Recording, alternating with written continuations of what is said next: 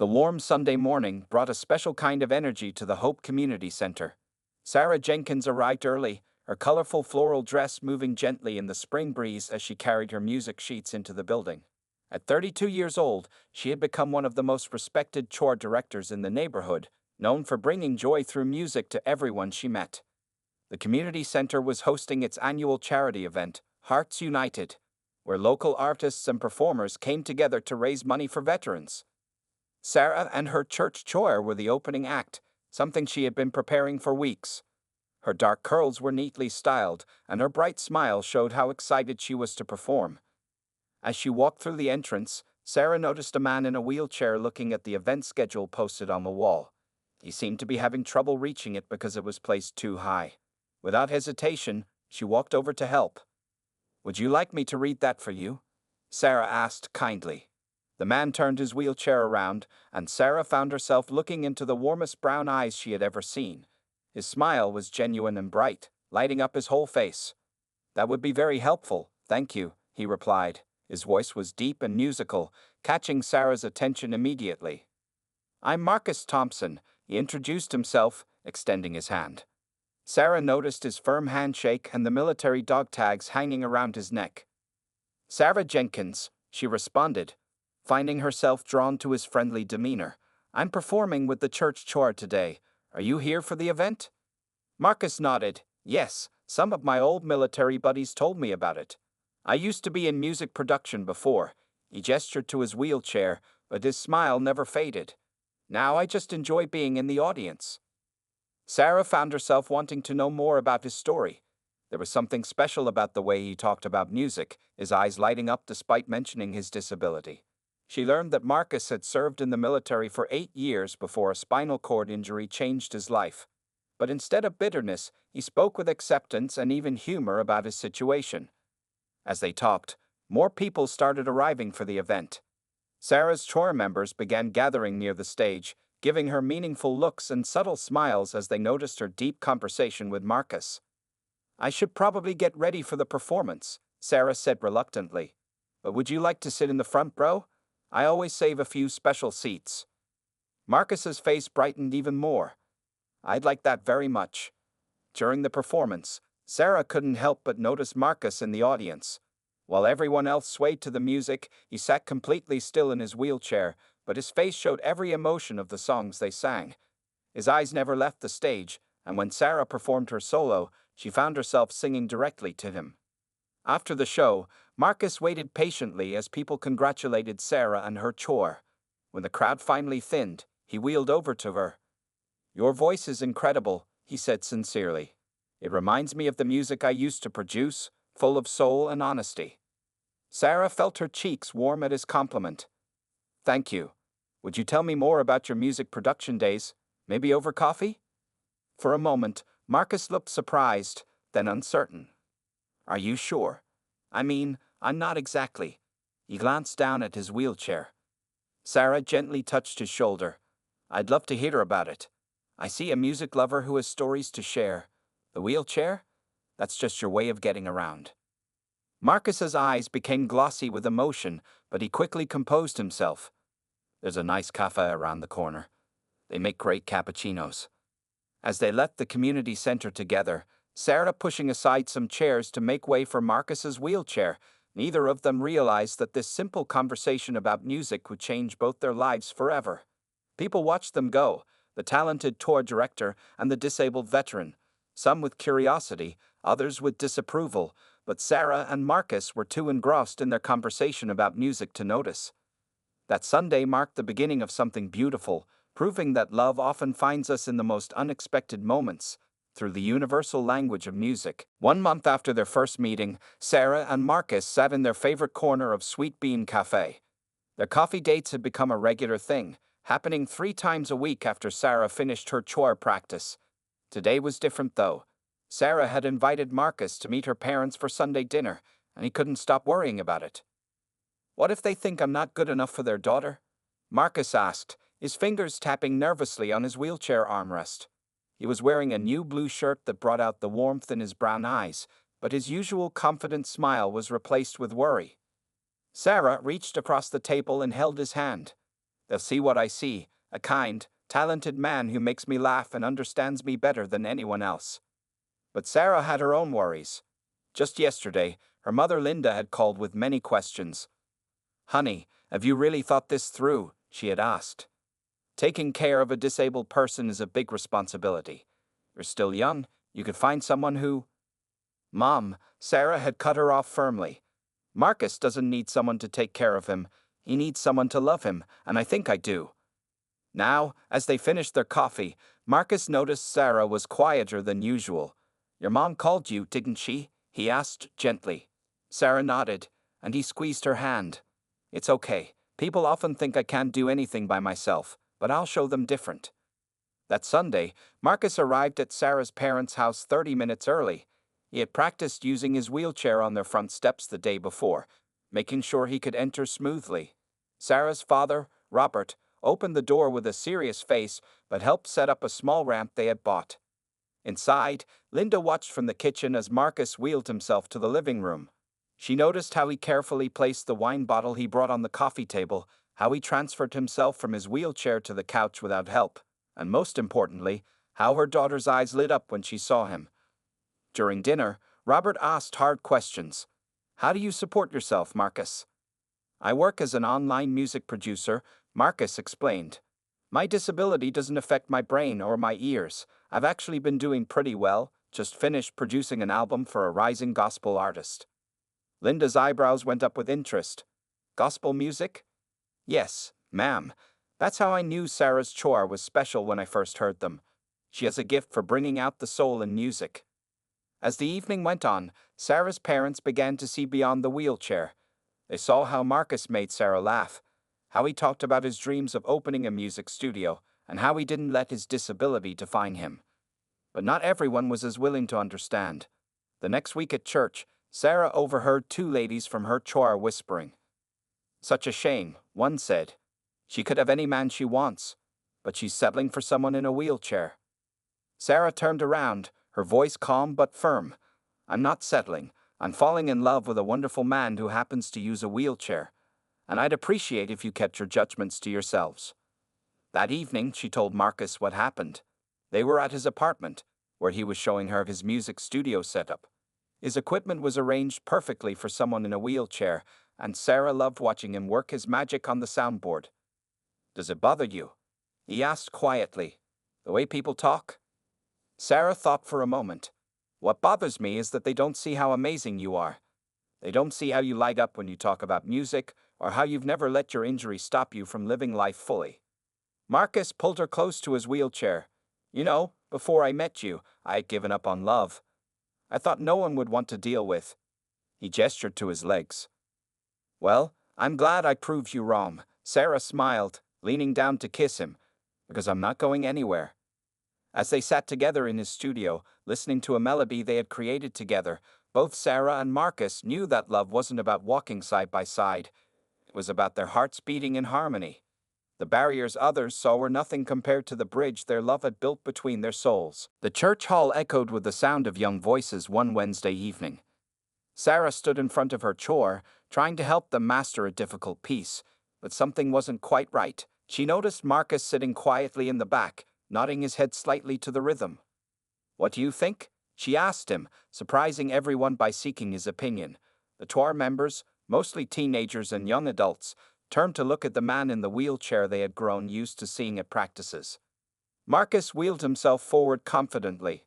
"May I?" he asked Sarah, who stepped aside with a smile. She had been waiting for this moment, knowing his hidden talents could help her chore grow.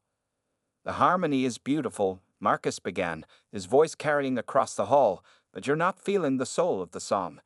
Let me tell you about the history of this piece." His eyes lit up as he spoke about the gospel song's origins, how it was born from pain but grew into hope.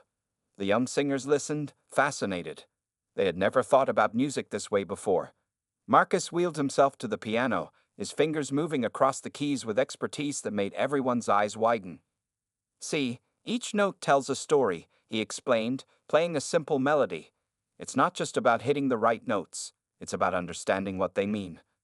Sarah watched proudly as her boyfriend transformed from a quiet observer into a passionate teacher.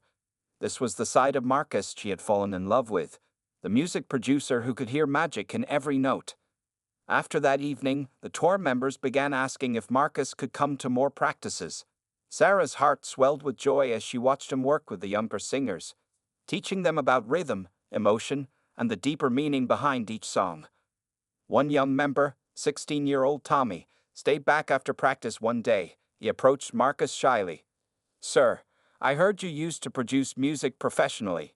Could you maybe listen to something I wrote?" Marcus's face lit up. "Of course. Bring it next time, and we'll work on it together." Word spread quickly about the talented music producer in a wheelchair who was helping the church chore. Soon, more young people from the community started showing up at practices, not just to sing but to learn about music production. Sarah found herself falling even more in love as she watched Marcus mentor these young musicians. He had set up a small recording area in the church hall, using his own equipment to help them create their first demos. "You brought something special to our chore," Sarah told him one evening as they packed up after practice. "These kids don't just sing better, they understand music better." Marcus smiled, but his eyes were serious. "You know, after my injury, I thought I'd never be able to work with musicians again. I was so focused on what I couldn't do that I forgot about all the things I could still do. And look at you now." Sarah gestured to the stack of thank you cards the tour members had given him. "You're changing lives." The transformation wasn't just in the tour. Marcus himself had changed. The more he taught, the more confident he became. He no longer tried to hide his wheelchair or felt self-conscious about it. Instead, he joked about having the best seat in the house while teaching. One day, Sarah overheard him talking to Tommy, who was feeling discouraged about his songwriting. "Life might give you obstacles," Marcus said, patting his wheelchair, "but that doesn't mean you stop making music. Sometimes the obstacles become part of your song." That evening, as they sat together in the empty church hall, Sarah turned to Marcus. "You know what I love most about you?" she asked. "My devastatingly good looks?" He joked, making her laugh. "No," she smiled, taking his hand. "I love how you show everyone that it's not about what you can't do, it's about what you can do. You're not just teaching them about music, you're teaching them about life." Marcus pulled her close, his eyes shining with emotion. Together, they had created something beautiful, a place where music healed hearts, broke down barriers, and showed that the most powerful instruments weren't the ones you played with your hands, but the ones you played with your heart. The annual Christmas concert was just 2 weeks away, and Sarah couldn't understand why her chore members were acting so strange. Every time she walked into practice, the teenagers would stop whispering and pretend to be studying their music sheets. Even Tommy, who usually shared everything with her, kept making excuses to leave practice early. "They're probably just nervous about the concert," Marcus suggested when Sarah mentioned it to him. But she noticed he couldn't quite meet her eyes when he said it. Something was definitely going on. What Sarah didn't know was that for the past 3 months, Marcus had been secretly meeting with the chore after she left. He had written a special song, and with the help of Tommy and the others, they had been practicing it in secret. But that wasn't the only secret Marcus was keeping. 3 times a week, when he told Sarah he was working with clients, he was actually at physical therapy. His doctor had found a new treatment that might help him stand for short periods. It was painful and progress was slow, but Marcus was determined. The night of the concert arrived. The church was packed with families and friends, all dressed in their holiday best. Christmas lights twinkled everywhere, and the air was filled with excitement. Sarah stood proudly as her chore performed song after song perfectly. She noticed Marcus wasn't in his usual spot in the audience, but figured he must be running late with his client work. After what everyone thought was the final song, Sarah stepped forward to thank the audience. Suddenly, the lights dimmed, and Tommy walked to the center of the stage with a microphone. "We have one more song tonight," Tommy announced, grinning. "But first, Miss Sarah, could you please sit in this chair?" He pointed to a decorated chair that someone had placed at the front of the stage. Confused but curious, Sarah sat down. The tour members arranged themselves in a heart shape, and from behind them, Marcus wheeled himself out. He was wearing a beautiful black suit, and his smile was brighter than all the Christmas lights combined. "Sarah Jenkins." Marcus's voice was strong and clear as he spoke into a microphone. "For the past year, you've shown me what true love really means. You saw past my wheelchair and straight into my heart." The choir began to sing softly, a melody Sarah had never heard before. The words told their story, about a chance meeting, about music bringing two hearts together, about love that saw no barriers. This song is called Love Sees with the Heart. Marcus continued. I wrote it for you, with help from our amazing choir. Sarah's eyes filled with tears as she listened to the beautiful lyrics. But what happened next made her gasp along with everyone in the church. Slowly, with determination in his eyes, Marcus pushed himself up from his wheelchair. Two of his military buddies appeared by his sides, helping him stay steady as he stood. They had been practicing this moment for weeks. The choir's voice grew stronger as Marcus, standing with support, reached into his pocket and pulled out a small box. Sarah's hands flew to her mouth in surprise. People think love is about walking side by side, Marcus said, his voice shaking slightly with emotion and effort. But you taught me it's about hearts beating together. You showed me that my wheelchair doesn't define me, and that love has no limitations. Taking a deep breath, he continued. I may not be able to get down on one knee, but I can stand here, look into your eyes, and ask you the most important question of my life. He opened the box, revealing a beautiful ring. Sarah Jenkins, will you marry me? The church was completely silent, every person holding their breath. Sarah stood up, tears streaming down her face, and walked to Marcus. She touched his face gently, amazed to be looking straight into his eyes instead of looking down. Yes, she whispered, then louder, yes. The choir burst into joyful song as Marcus slipped the ring onto her finger. The church erupted in applause and cheers. Sarah helped Marcus back into his wheelchair and sat on his lap, not caring that everyone was watching. You learned to stand, she said in amazement. For you, I learned to fly, he replied, pulling her close for a kiss. Tommy led the choir in one final chorus of their special song, while Sarah and Marcus held each other, their hearts beating in perfect harmony with the music of love. The spring air was filled with excitement as Sarah and Marcus began planning their wedding. They sat in Sarah's parents' living room, surrounded by bridal magazines and color swatches. Linda, Sarah's mother, had completely changed her attitude since the proposal. Now she was more excited about the wedding than anyone else. We need to make sure all the venues we look at are wheelchair accessible, Linda said, marking things off her checklist. And we should have ramps installed at the church entrance for the wedding day. Marcus smiled warmly at his future mother-in-law. Just 6 months ago, she had been worried about her daughter marrying a man in a wheelchair. Now here she was, thinking about every detail to make things perfect for him. But not everyone was as supportive. Sarah's grandmother, Eleanor, was still having trouble accepting the situation. One afternoon, she came to visit while Sarah was trying on her wedding dress at home. You look beautiful, darling, Eleanor said, then hesitated. But are you sure about this? Marriage is hard enough without extra challenges. Sarah turned away from the mirror to face her grandmother. Grandma, do you remember when Grandpa got sick, and you took care of him for 5 years before he passed? Eleanor nodded, her eyes growing misty at the memory. You did it because you loved him, Sarah continued. Marcus doesn't need me to take care of him, he's independent and strong. But if he ever needs me, I'll be there. Just like you were for Grandpa. That's what love is. Eleanor was quiet for a moment, then stood up and hugged Sarah carefully, trying not to wrinkle the wedding dress. You're right, sweetheart. Love is love. Meanwhile, Marcus was getting his own support system organized. His military buddies had become a constant presence, helping with wedding preparations in their own unique way. They called themselves Operation Wedding March. Jack, Marcus's best friend from the army, took charge of making sure the wedding venue would be perfect for his friend. He measured doorways, checked bathroom accessibility, and even built custom ramps that would allow Marcus to move freely during the reception. You know what's funny? Marcus told Jack while they were testing the ramps. Before my injury, I never thought about things like doorway width or ramp angles. Now I'm planning my wedding around them. And you got a whole army helping you, Jack grinned, adjusting the ramp's angle slightly. Speaking of which, wait until you see what we're planning for your bachelor party. Sarah and Marcus decided to have their wedding in the same church where they first worked together with the tour. Tommy and the other choir members insisted on performing during the ceremony, but they were being very secretive about their song selection. One evening, while Sarah was at choir practice, Marcus visited his doctor for a checkup on his physical therapy progress. The ability to stand that he had shown during the proposal was improving, but it was still limited and required a lot of effort.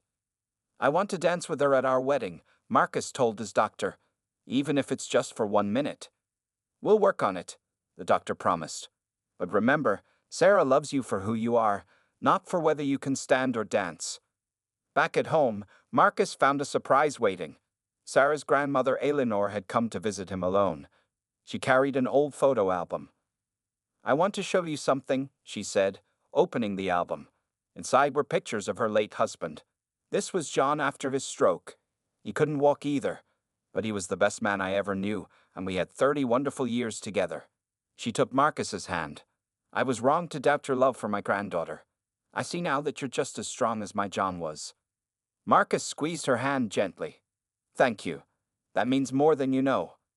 As the wedding day grew closer, Sarah and Marcus faced each challenge together. They chose flowers, tasted cakes, and planned seating arrangements. But more importantly, they watched as their families grew closer, as barriers of prejudice fell away, and as love proved stronger than any disability. Their wedding was just weeks away, and they were ready to show the world that true love knows no limitations. The morning of the wedding dawned bright and beautiful.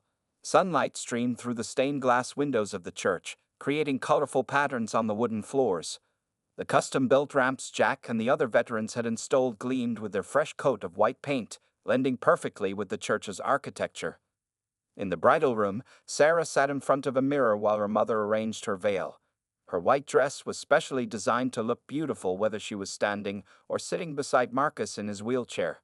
Tiny music notes had been embroidered along the hem, a surprise addition from her chore members.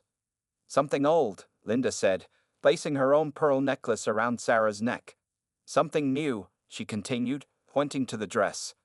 "Something borrowed," she handed Sarah her grandmother Eleanor's lace handkerchief. "And something blue," she finished, showing Sarah a small blue music note pinned inside her dress. Meanwhile, in another room, Marcus was getting ready with help from Jack and his military friends. They had all come in their formal uniforms, medals shining on their chests. Marcus wore a handsome black tuxedo, specially tailored to look perfect while seated. "Ready for your big day, soldier?" Jack asked, adjusting Marcus's bow tie. "More ready than I've ever been for anything," Marcus replied, his eyes bright with excitement. He patted the pocket where he kept a small note, the words to a special song he had written for Sarah, which he planned to surprise her with during the reception. The church began filling with guests. The tour members, dressed in their best, were already in position, whispering excitedly among themselves. Tommy, now wearing a suit instead of his usual casual clothes, kept checking his music sheets nervously. Finally, the moment arrived. Marcus wheeled himself down the aisle first, his movements confident and graceful. He had practiced this moment countless times, wanting everything to be perfect. His wheelchair had been decorated with small white flowers and ribbons that matched the church's decorations. The music began, not the traditional wedding march, but a beautiful arrangement of "Love Sees with the Heart," the song Marcus had written for his proposal. The chore started singing softly as the doors opened to reveal Sarah. She stood there with her father, looking radiant in her white dress. But what made everyone gasp wasn't just how beautiful she looked. It was the love that shone from her face as she saw Marcus waiting for her at the altar. As she walked down the aisle, Sarah noticed all the people who had become part of their story. Her grandmother Eleanor, wiping tears from her eyes. The tour members, singing their hearts out. Marcus's military buddies, standing proud in their uniforms. Her mother, who had become Marcus's biggest supporter. When she reached the altar, Sarah's father placed her hand in Marcus's, then stepped back with tears in his eyes. The pastor smiled at the couple as he began the ceremony. "Love," the pastor said, "is not about walking the same path. It's about choosing to travel together, no matter how the journey looks." Marcus and Sarah had written their own vows. Marcus went first, his voice strong and clear. "Sarah, you saw me when others looked away. You heard my music when I thought it was silenced forever. I promise to love you, support your dreams, and make music with you for all our days." Sarah's voice trembled with emotion as she spoke her vows. "Marcus, you taught me that love has no limitations. You showed me that the strongest hearts are often in the most challenged bodies. I promise to be your partner, your friend, and your harmony for all our days." The choir sang softly in the background as they exchanged rings. When the pastor pronounced them husband and wife, the music swelled into a joyous celebration. Their first kiss as a married couple was met with cheers, applause, and a few happy tears from their guests. As Sarah sat on Marcus's lap for their trip back down the aisle, flower petals rained down on them from the chore loft. But the biggest surprise of the day was still to come. Marcus had been preparing something special for the reception, something that would make their wedding day even more memorable than anyone could imagine. The wedding reception was in full swing at the beautifully decorated community center. Fairy lights twinkled everywhere, and tables were decorated with centerpieces made of musical instruments filled with flowers. The ramps that Jack and the other veterans had built made it easy for Marcus to move around freely, greeting guests and accepting congratulations. Sarah sat beside her new husband, glowing with happiness as she watched their families and friends celebrate together. She noticed Marcus seemed a bit nervous, constantly checking his watch and whispering with Jack, but she assumed it was just wedding day excitement. After dinner, Tommy stepped up to the microphone. "Ladies and gentlemen," he announced, his voice more confident than ever before, "it's time for the couple's first dance." Sarah looked confused. They hadn't planned a first dance. Marcus had told her he didn't want to make her stand alone on the dance floor, but now he was smiling at her mysteriously. "Sarah," Marcus said, taking her hand, "remember when you first taught me that love sees with the heart?" He nodded to Jack and another military friend, who stepped forward. "Well, I've been working on something special for you." The room fell silent as Marcus's friends helped him stand from his wheelchair. Sarah gasped. This was different from the proposal. His movements were stronger, more secure. Months of secret physical therapy had paid off in ways no one had expected. "The doctors said I might never stand again," Marcus said, his voice carrying across the quiet room. "But they didn't know about the power of love. They didn't know about you, Sarah." Tommy and the chore began singing softly, a new arrangement of Love Sees with the Heart.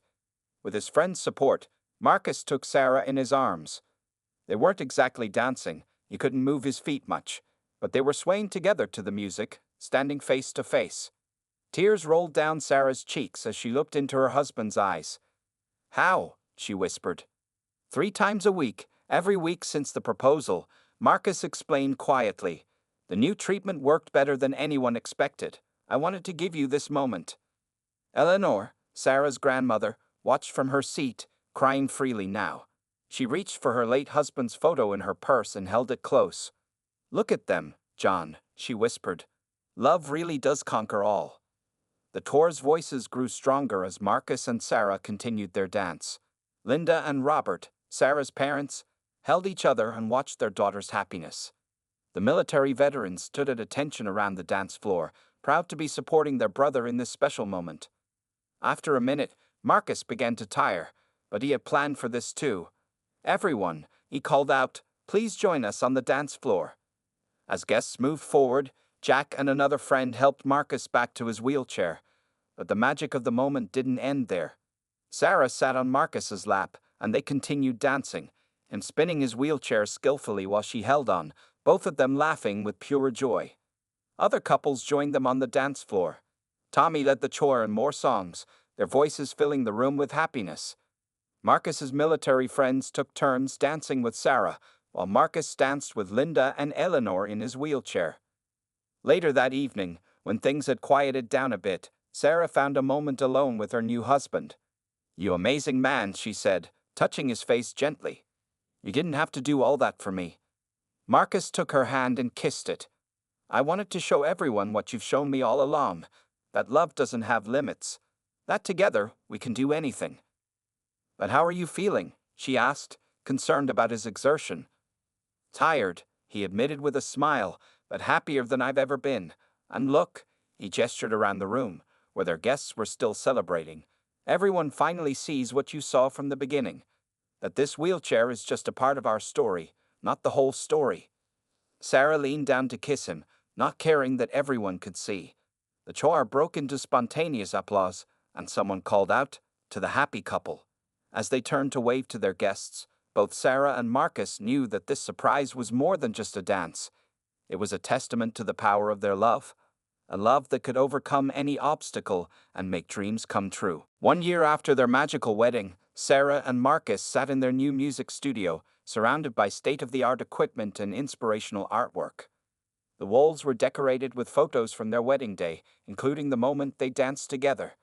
Their dream of opening a music therapy center for disabled veterans had become reality. "Ready for our first official class?" Sarah asked, arranging chairs in a circle. The studio had been specially designed to be wheelchair-friendly, with adjustable height equipment and plenty of space to move around. Marcus wheeled himself to the soundboard, checking the settings one last time. "I can't believe we're actually doing this," he said, his eyes bright with excitement. After months of planning and preparation, they were about to welcome their first group of students. The door opened, and Jack walked in with 5 veterans, 2 in wheelchairs like Marcus, 1 with prosthetic legs, and 2 others dealing with PTSD.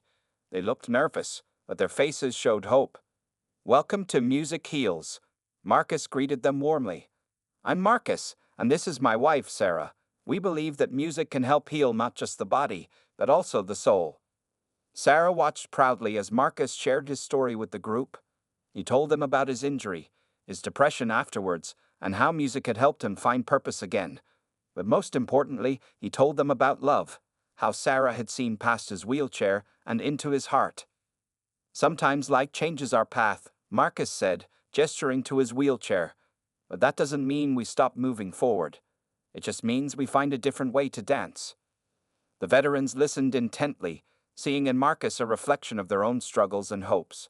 When he invited them to try the instruments, their hesitation slowly melted away.